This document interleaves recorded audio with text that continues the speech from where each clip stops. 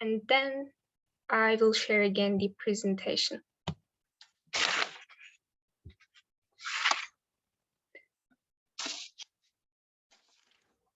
So now I would like to introduce our first speaker, Bennara.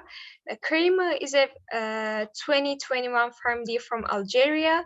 Since her first year at university, she joined many local associations, international organizations, holding different positions, mainly focused on public health, advocacy, and youth engagement in society. As a young leader, she tries to be involved whenever she has a chance because she has always been fascinated by all those stakeholders and policymakers passionate about non-governmental organizations' work, organizing and participating in public health events and activities.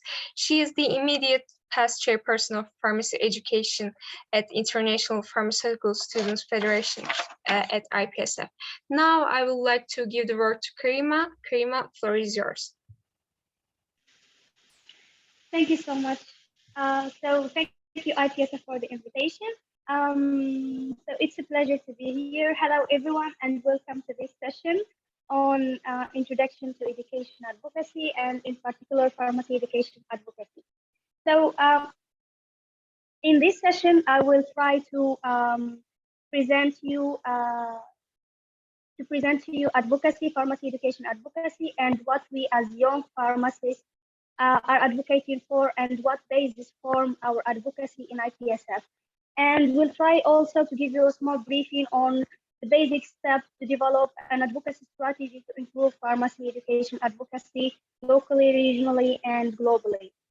But before starting, I would like to hear from some of you or all of you, if possible, in the chat box, in small sentences or in 3 words, what advocacy or what education advocacy means to each one of you.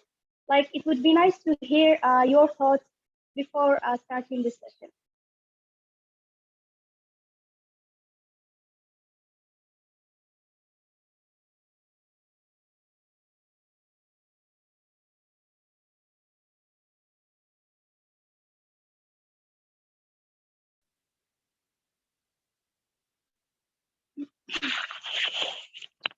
Okay, thank you, Zainab. Zainab saying is being a voice, public support, mass empowering ideas. Thank you so much.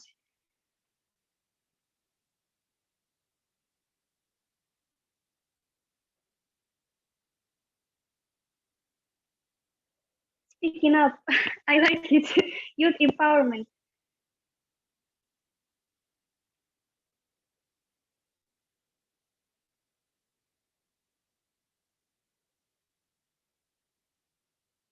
Advocate for solving educational issue.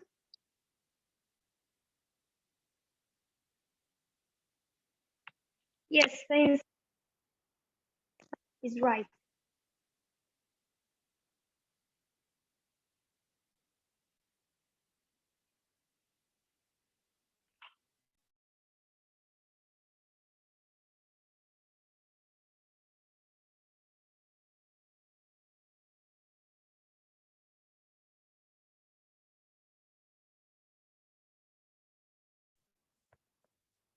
Everyone.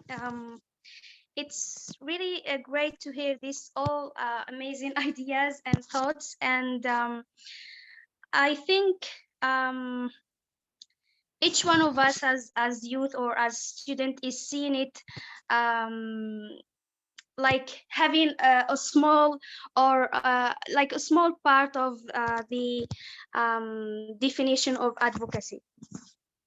So I really wanted to share with you or start my presentation with this sentence by Dr. Luther King Jr., who once presented us to the challenge of advocacy by saying an individual has not started living until he can rise above the narrow confines of his individualistic concerns to the broader concerns of all humanity. And so it is with no doubt that that meaningful student involvement happen when students are engaged as advocates for the schools they learn in or for the education system the next generation will inherit, and for the needs of the larger community surrounding the school. Students can be engaged in many ways as a member of committees, demonstrators, in protests, on special panels, and in function that helps to raise awareness on interest in education issues. Next slide, please.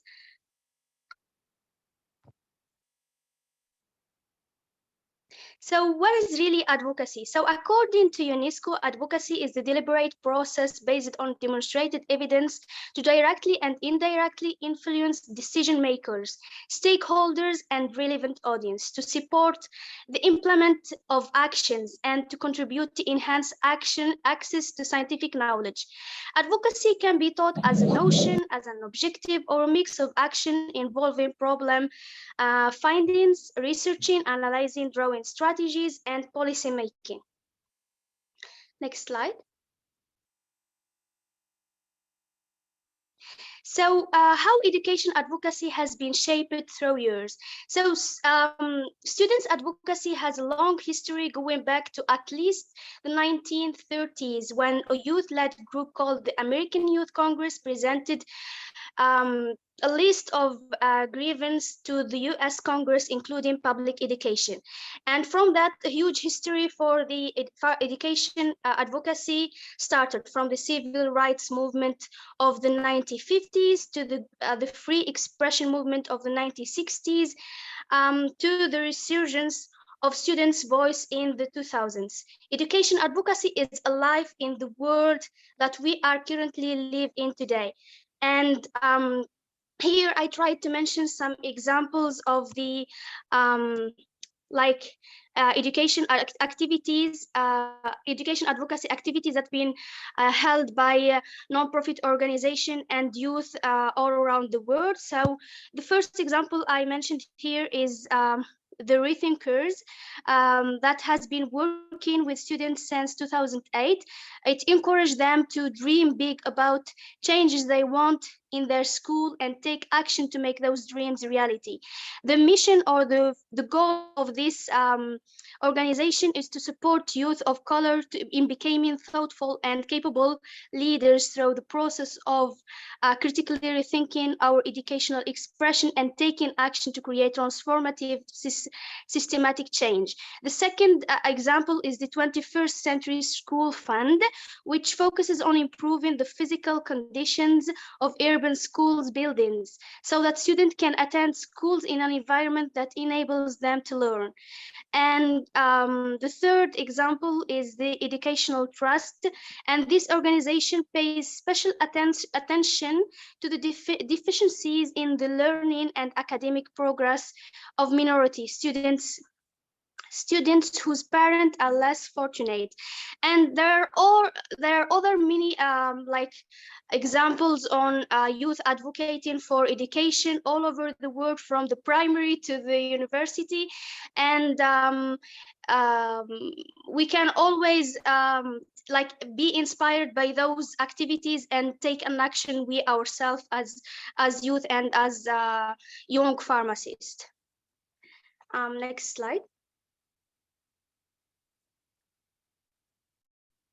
So the education of pharmacy and pharmaceutical science student is critical for the quality of pharmaceutical care services that will be delivered to the public at the present and in the future.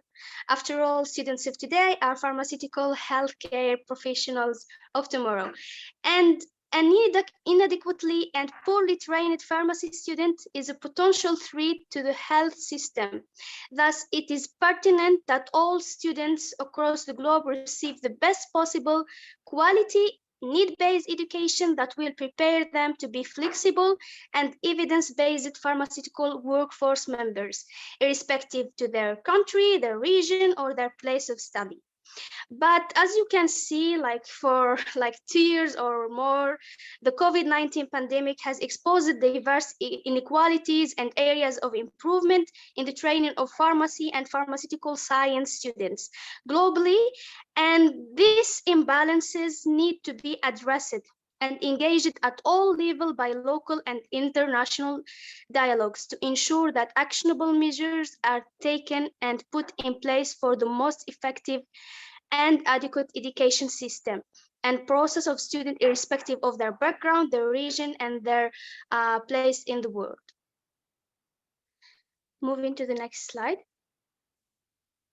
So in the previous slide, I was speaking in general about education advocacy, but we as a pharmaceutical student organization and as young pharmacists, we are more interested in pharmacy education advocacy, and it consists of a variety of activities aimed at empowering pharmacy and pharmaceutical science students to use their collective voice to create meaningful impact on global and local pharmacy education.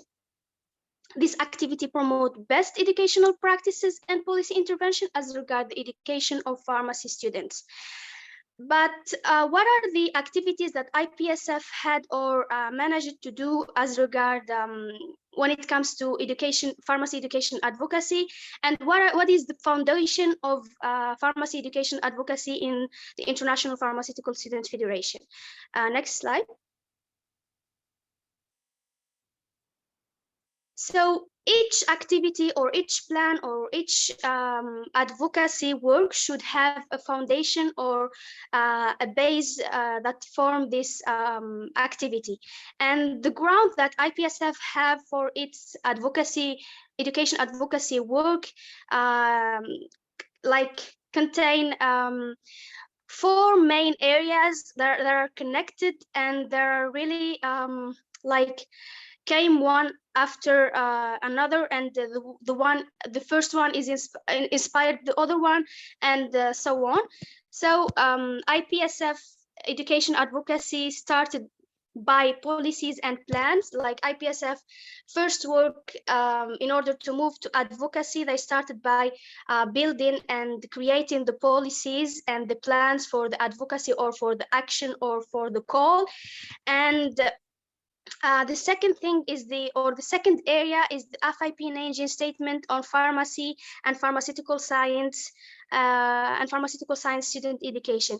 And these statements are the framework of which the pharmacy education advocacy built on in IPSF.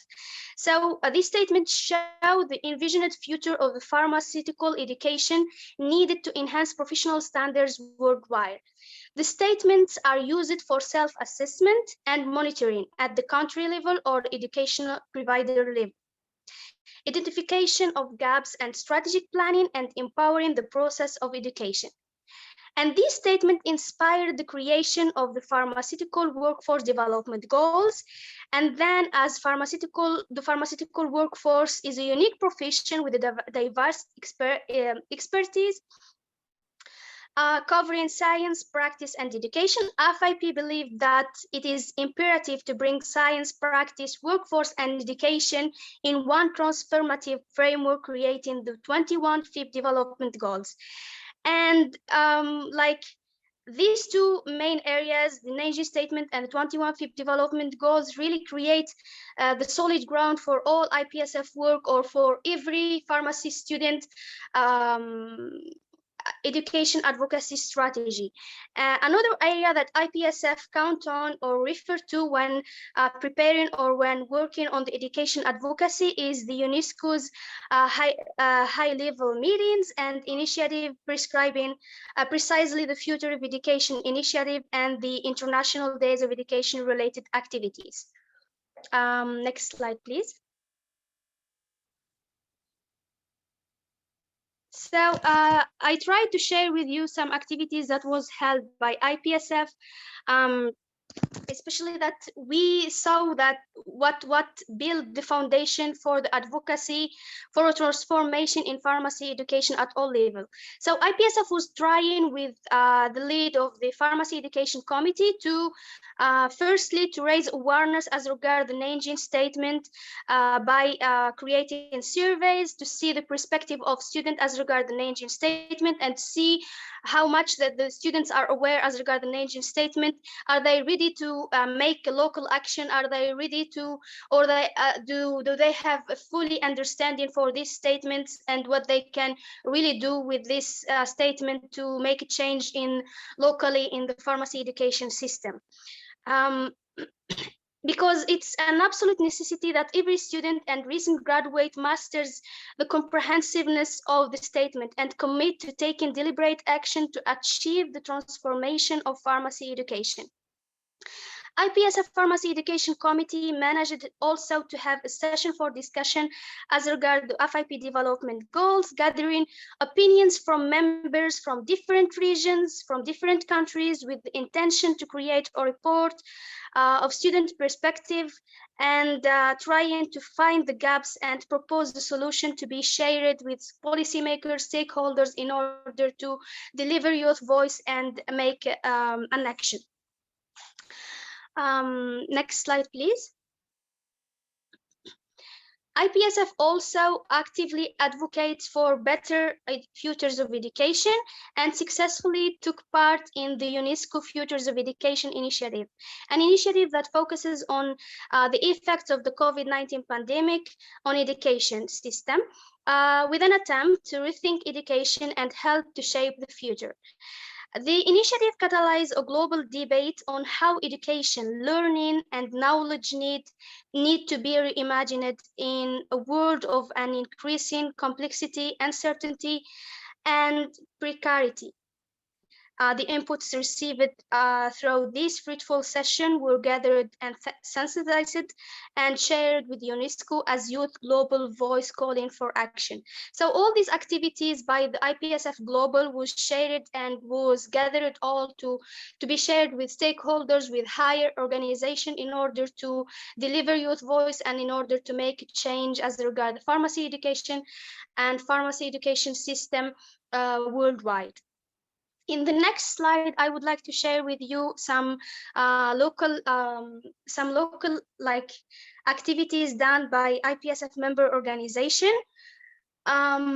So like each member organization, after getting the necessary training, after having fully awareness about the Nanjing statement, the FIP development goals, and any other tools that would help in advocating for the improvement of education or pharmacy education locally, they try to contribute and to successful outcomes. So the first example that I bring here was a contribution to curriculum review process in pharmacy school, and IPSF members organization NAPS ASL Sierra Leone has engaged with their School of Pharmacy during the consultation process of a new academic curriculum by presenting the Nanjing statement and gaps in their prior education based on this. This intervention was welcomed into the curriculum review process and shows another approach to which students can advocate for the Nanjing statement.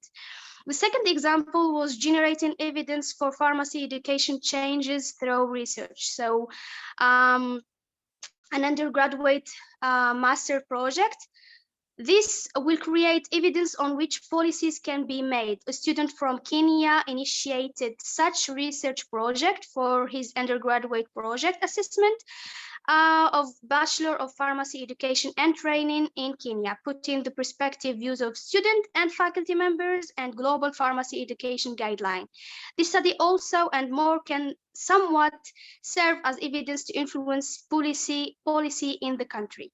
So each one of us, after seeing this example and after having fully educated and get the full knowledge as regard what is needed to advocate, should take an action and start acting. But what is really needed to have or to create an education advocacy strategy? Next slide, please.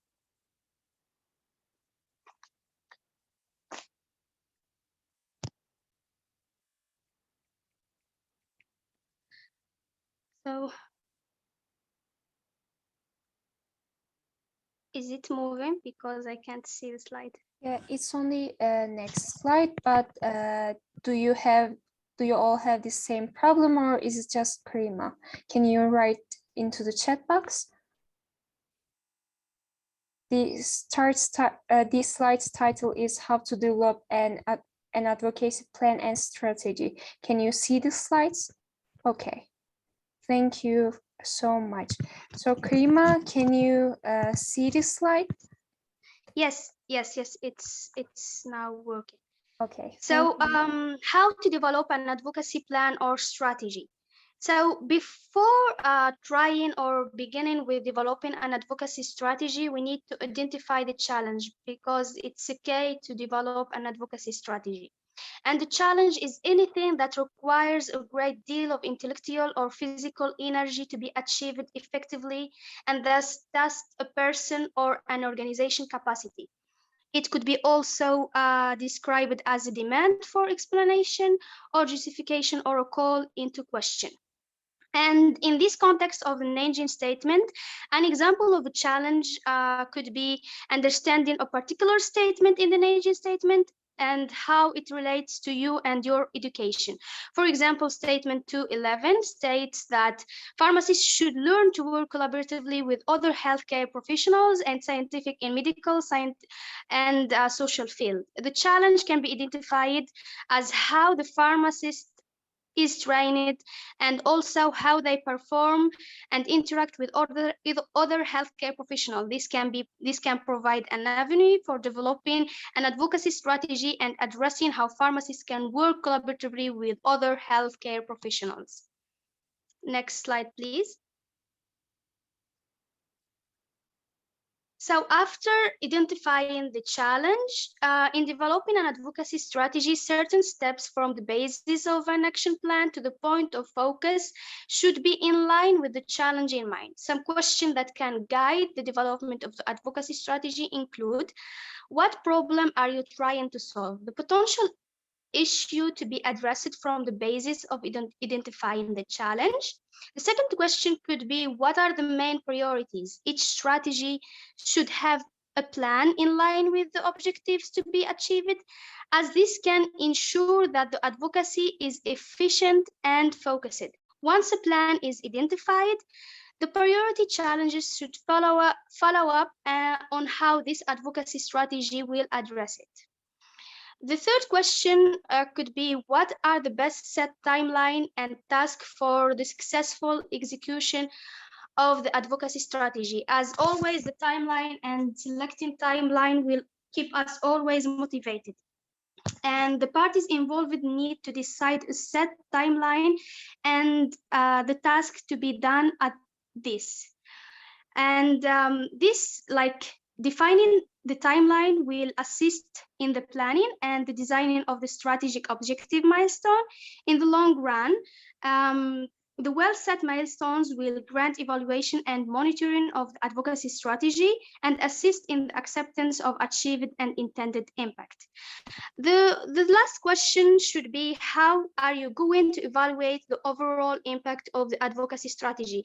And the evaluation process or the evaluation step is not only important when you are trying to develop an advocacy strategy, but evaluation is always important in every work you do. So it is crucial to identify as early as possible what is working and what is not working while progressing through the timeline in order to be able to adapt and develop new strategies. Progress should be measured by benchmarks established in the beginning. The next thing in developing an advocacy strategy would be to create a realistic goals. Yes, next slide, please. So goals are the result of or achievement toward which effort is directed.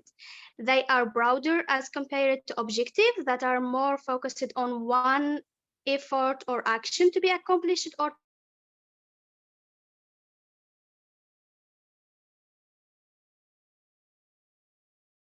Karima, we can't hear you. Can you talk? goals should be specific. measurable, attainable, realistic, and time-bound.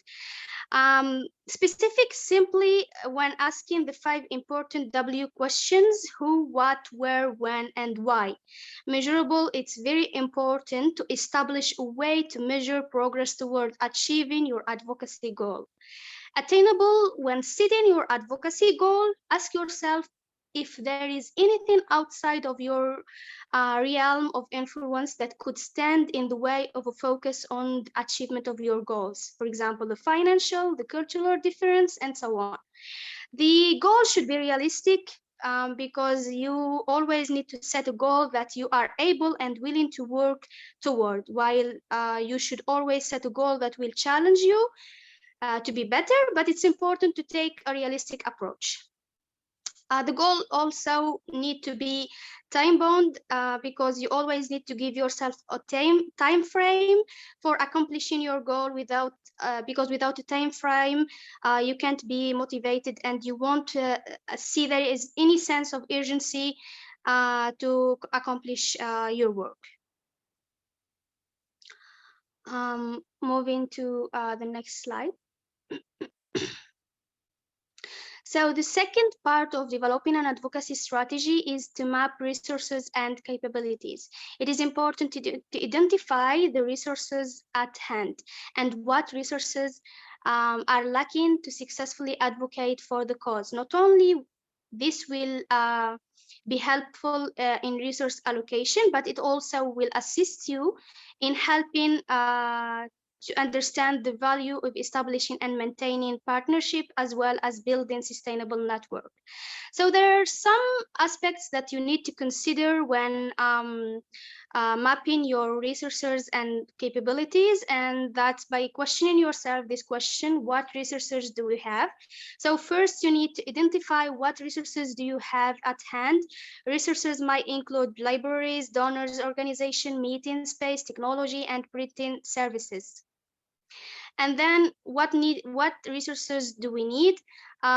Establishing resources needed in the success of the advocacy. It is therefore important to establish a network, and the network could be a group of individuals or organizations that can contribute to information, resources, skills, and opportunities. And by building your network, you can assist the development of new ideas, because whenever you get someone else, you will get a new idea, and this will broaden your network of people and ideas. And the third question is, how can we collaborate to transform and advocate for pharmacy education with partners? The second thing you need to do when mapping your needs and capabilities is to identify key targets. So through study and review, you can develop an awareness of key actors in decision making to determine your target audience for advocacy. Clear stakeholder research can often include useful guidance on strategic steps in your campaign strategy, in particular, the creation of suitable and successful initiative and the option of how to distribute the message to reach the target group. Knowing where various people stand on your target issue can help when you are lobbying activities against any incorrect conclusion. And there are two key targets in advocacy initiative. There are primary targets and secondary targets. Primary targets include decision leaders who can influence others and help bring about the change you can advocate for. And secondary targets are those individuals or communities that will impact your main target, and they can put control on others who have clear influence. And you can begin by recognizing organizations and persons such as decision maker, like major players at state, national, regional, or global level. Government, Ministry of Higher Education, for example, influencers like such media, non-governmental organization, academic institution, professional and student organization, pharmaceutical society, and so on. These all are key role actors that can help you, like that could be the targets, and that could be also your one making part of your network. Moving to the next slide. And the last step of developing an advocacy strategy would be executing the plan, and that starts with developing your message. So the next step after having identified the challenges and setting reasonable goals and objectives is to develop an effective message that will be delivered to the appropriate target audience. So stakeholders are the key actors in decision making and are the target audience. Your message should be evidence-based, solution-oriented, and include the following: description of the problem, like how is the problem is affecting your issue, and the adverse impact of the problem on the population. For example, the Nanjing statement advocate for quality assurance in order to identify opportunities for improvement in pharmacy and pharmaceutical science education to ensure a good, suitable performance and suitable competencies of the future workforce. And statement 7.3 states quality metrics should include feedback from student and new graduates, faculty, and key external stakeholders such as employers and professional bodies. So here I can give you some examples as regard these statements. So for example, if pharmacy students are trying to advocate for such changes, and they are targeting a professional pharmacy organizations such as FIP, then they can include global data that shows increased competencies in regions that have institutions that are routinely reviewed in comparison to institutions that are not. And if the students are advocating for academic institutions to begin incorporating this methodology, then they might include data that would show higher academic grades amongst other school, and they can like affect those academic institutions and so on. It depends on the message you are trying to develop and the target audience. The second thing is to choose and train your messenger. So after developing the message, the next step is to find a suitable messenger. This is a challenging step as the person delivering the message can have as much of an impact as the message itself. Be sure to choose the credible, respectable, and trustworthy messenger that the audience will be attentive to. Some important point to consider when choosing messenger is what level of influence does the messenger have on the target audience?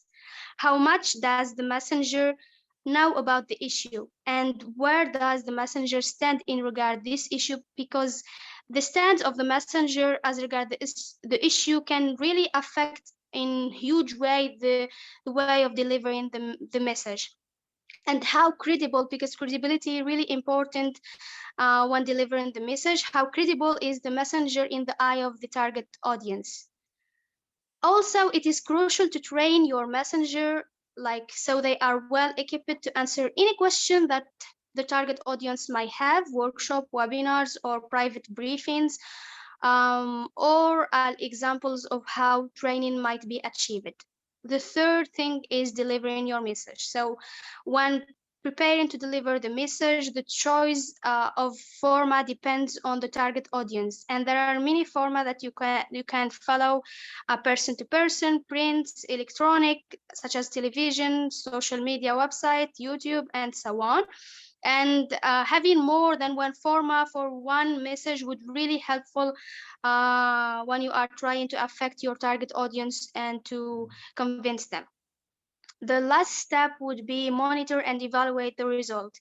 And at the beginning of the advocacy process, goals and timelines should be clearly outlined, as well as which benchmarks will be monitored for progress. It is important to maintain a core team throughout the process that understand the direction of the message. So this is the main step of executing the plans and the last step of developing an advocacy strategy.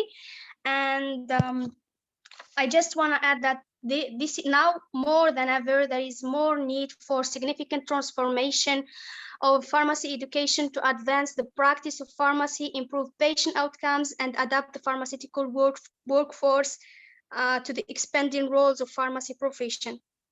So it's really high time that each one of us understand advocacy, understand and get the full knowledge of the foundation of the pharmacy education advocacy, and try to act locally, globally, and even regionally in order to make a change and make everyone see what youth can make. And yeah, that's it from my side. Thank you so much, and I'm happy to answer any question you might have in hand. Yeah, thank you. Thank you so much, Karima, for the wonderful presentation. And if you have any questions to Karima, you can type I to the chat, or you can type your question in the chat box, or you can raise your hand and we can give the word to you.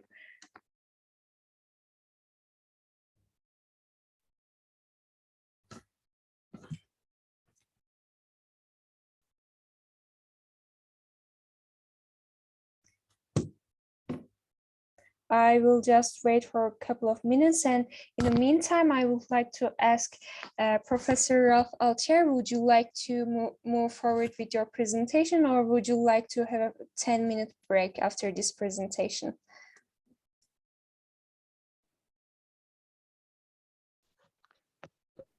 I think it's best for not just myself, but for everybody to take a, even a 5-minute break is fine. Okay. And I'll return. And we don't want to make everybody a zombie, Yeah. a modern term of zombie. Yeah, let's give everybody a little bit of time off, stretch, relax, and then we'll come back. Okay, thank you, Professor Okay. Ralph. Mm-hmm. And we have one question. Maybe is asking, does that mean that questions are drawn from the Nanjing statement from the example you gave?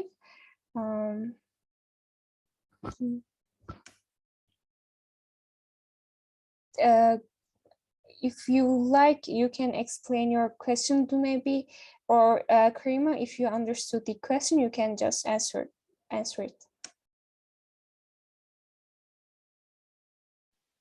I don't know. Could you elaborate more?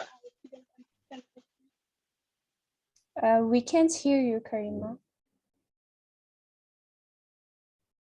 Can you unmute again? Can you hear me now? Yeah.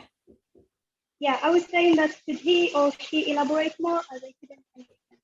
Okay. Maybe if you would like, you can unmute yourself and explain your question.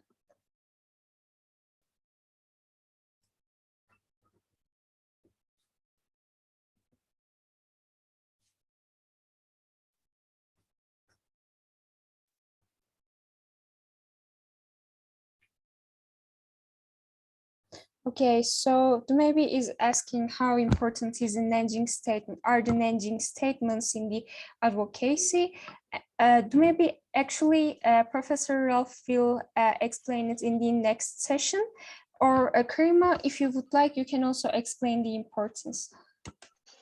Yes, actually, I tried to give a briefing as regards the Nanjing statement, but the only thing or the important thing that I can say here is that the Nanjing statement and they are the foundation of any education advocacy.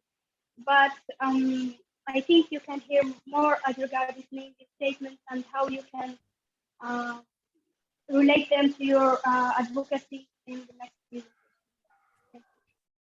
Okay. Professor Ralph, would you like to add something to this question? Yeah, I will be talking more in depth about the Nanjing statements and using those as evidence to support advocacy efforts. Yep. Okay, thank you so much. So if you have any more question, you can just ask them. Okay, so we have one question.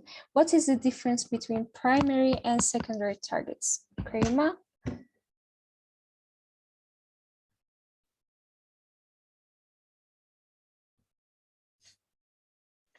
Yes.